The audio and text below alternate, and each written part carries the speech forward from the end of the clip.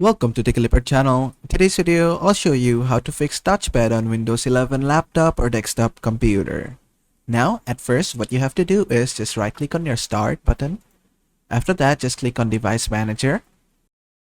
Then just expand this. Then from Device Manager, you need to go to Mice and Other Pointing Device. Just expand this. In here, you'll find HID Compliant Mouse. Just right-click on it. Click on Update Driver. Click on Search Automatically for Drivers. And if it says the best drivers for your device are already installed, just close this. Then just right click on it again. Click on Update Driver once again. Then choose Browse My Computer for drivers. Click on Next. Then it might return with a list of drivers. Try all of them, whichever works for you. Just try all of them. Then just close this. Then do this for the second one as well. Then just minimize this. Then what you have to do is go to Human Interface Devices. In here, I have HID compliant device. You'll have HIV compliant touchpad. Find that. You must have the touchpad one. Just right click on the touchpad one and do the same thing that we have done to the mouses.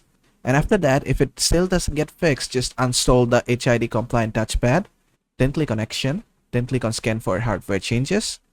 Then just close this. Then just go ahead and restart your computer. After that, your touchpad should be working. And that is how to fix touchpad on Windows 11 laptop or desktop computer. I hope this video was helpful. If it was, please give it a thumbs up and don't forget to subscribe.